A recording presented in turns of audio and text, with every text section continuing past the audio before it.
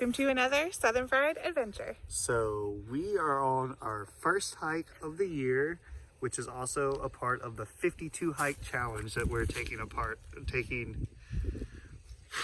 can't say that. Our cousin Bill invited us to this Facebook group, and they do 52 hike challenges throughout the year. You try to do a hike a week, and you can order like patches and medals to go with it. You can journal while you do it, and basically just post to this group every time you do a hike, and then at the end you've completed the challenge. So our first hike, we are at the Silver Bluff Audubon Society. Is that what it's called? Sanctuary. We've never been here. It's not that far from our house.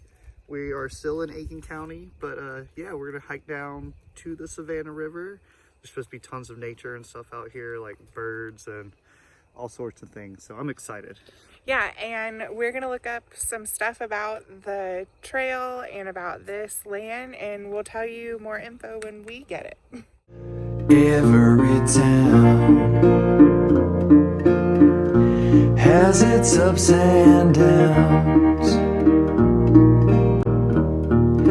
Sometimes ups outnumber the downs. So this property consists of about 3,400 acres, and in the early 2000s was left to the National Audubon Society. They've been slowly over the past 20 years trying to convert it back from what was used as farm and agriculture land into the pine forest that it was before. They've been doing controlled burns and stuff like that. There's a lot of areas here that are kind of marked off to keep you away from it because there is such a rich history here. This was a trading post. It was also a plantation at one time.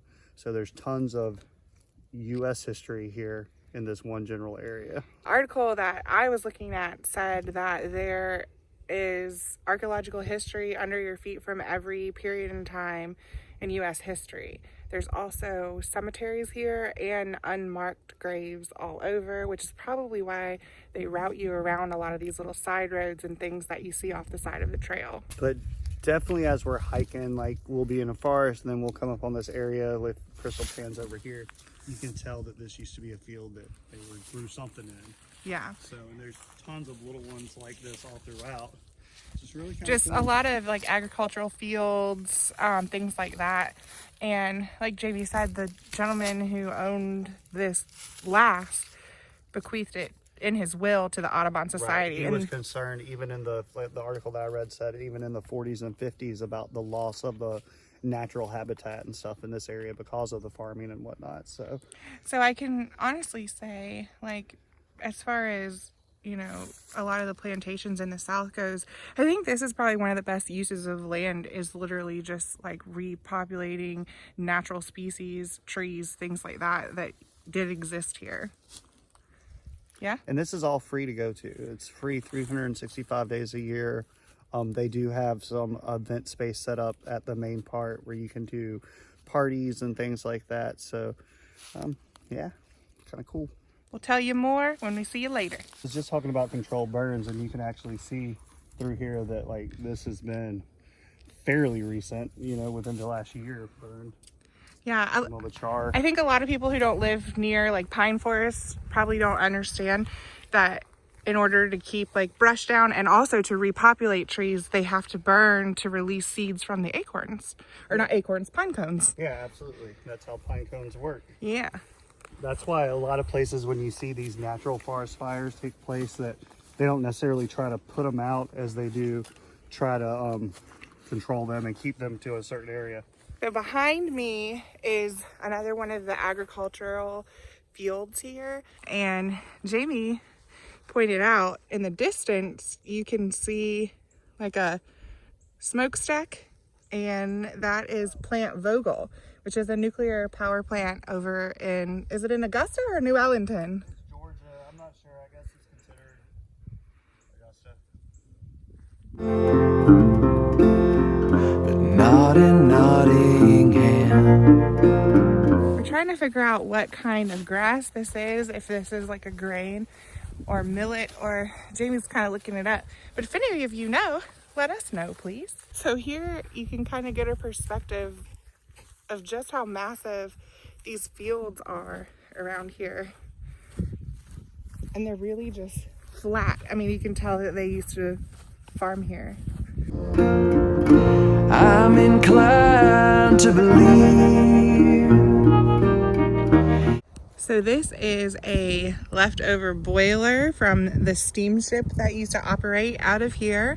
And that is a piece of crane that was used to salvage the operation after the ship ran aground.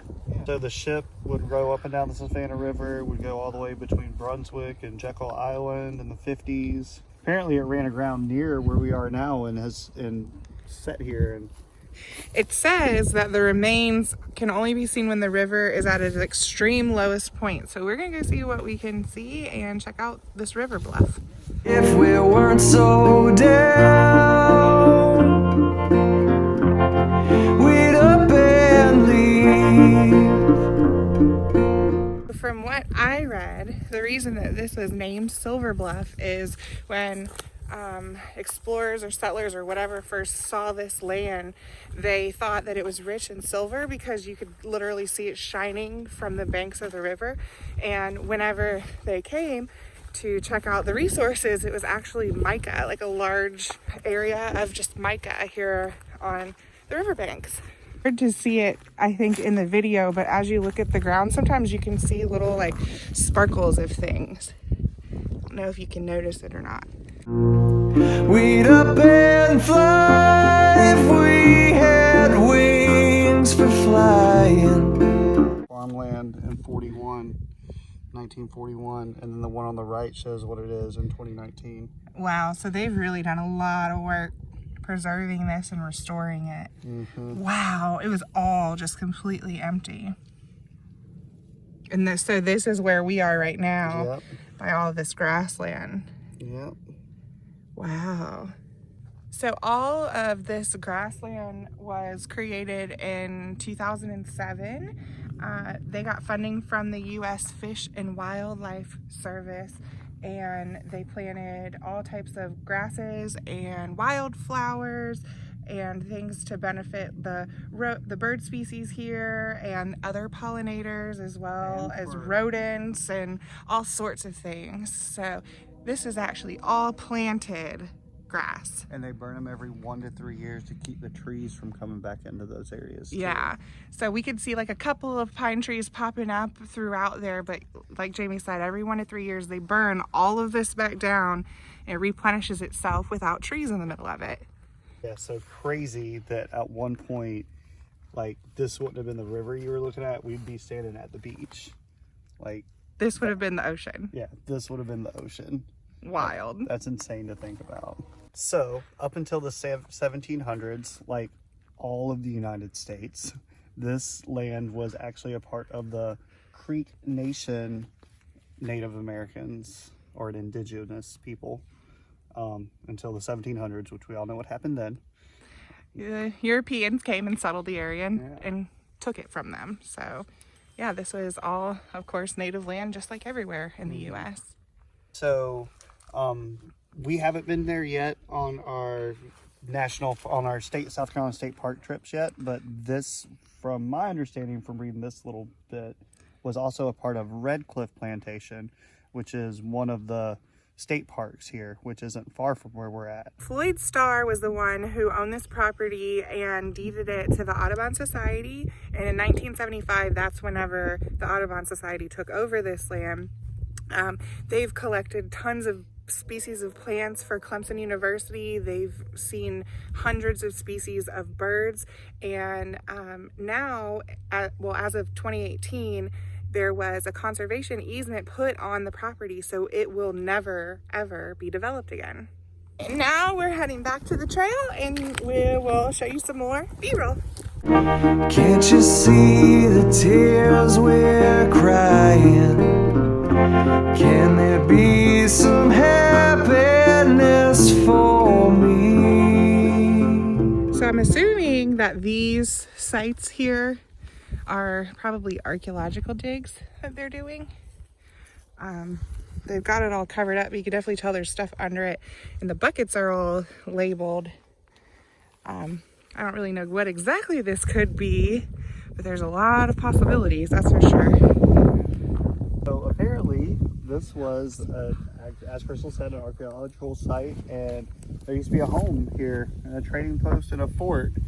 And during the American Revolutionary War, British soldiers came in and took over this area, and the owner of the area, which was George Galpin, he actually worked with indigenous people, the Creek tribes, and they took it back over. So that's kind of cool. But let's don't like try to whitewash this whole thing. George Galpin owned slaves, over 200 of them, that lived here on this plantation and worked here without being paid in probably pretty horrendous conditions. Yeah, so that was the time, and that's, you know, America's dirty past that we don't really like to talk about and, you know, kind of gloss over, but that's the reality of the situation. Yeah. As beautiful as some of these places are, and as important as some of these places are to the building of our country, we have to realize that our country was built on the back of slaves.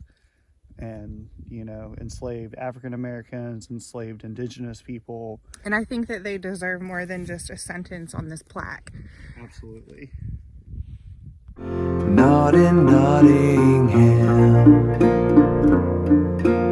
So we walked down a different path, and I don't know if it's like the original way people got up here, but it looks like it could be. Like, it looks like this might have been man-made to be able to pull boats in or what have you without current being here. Or just the river could be high, and that was like the spot right there where they got on and off boats or dropped off cargo, etc.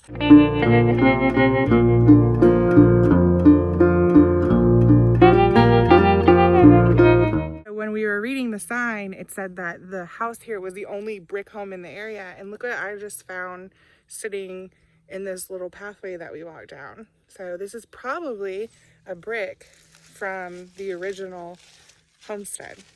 So I made an error and I accidentally left my jacket at the river of Bluff. So we had to turn around on the trail and come back up here, and we're just gonna eat our little lunches and sit by the river for a minute, and then we're gonna head back onto the trail. Sorry about that.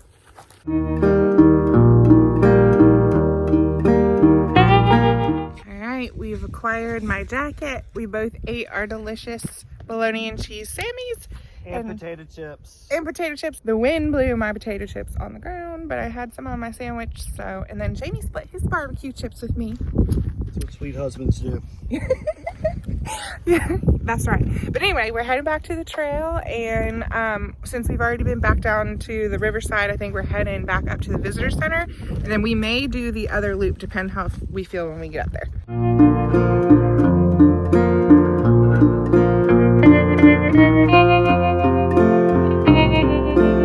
Back to the trailhead. This is that little pavilion Jamie was talking about, like an event space where you can have events. Yeah. They have a little rain garden here on the side with collection barrels. Yeah, this is the visitor center, and I think there's like a classroom. This may have been their homestead, I'm not quite sure. And then there's another trailhead here, and there's another trailhead over there. And then that's our car right there. All right, so we are back at the car. We did our little walk. It was a little over 3 miles since we did a little backtracking in there. Yeah. But Sorry. Hey, it was fun. It's a good walk. It's very beautiful. We'll definitely have to come back again and do the other trails. And it looks like they even do like guided tours and stuff. So something to think about in the future. Yeah, and I think they have like a little office area set up where you can go in. We didn't go in this time, but maybe next time. Yeah, so we really hope you enjoyed this vlog. And until next time, Keep it Southern fried, y'all. bye. I'm inclined to believe if we weren't so down, we'd up and leave.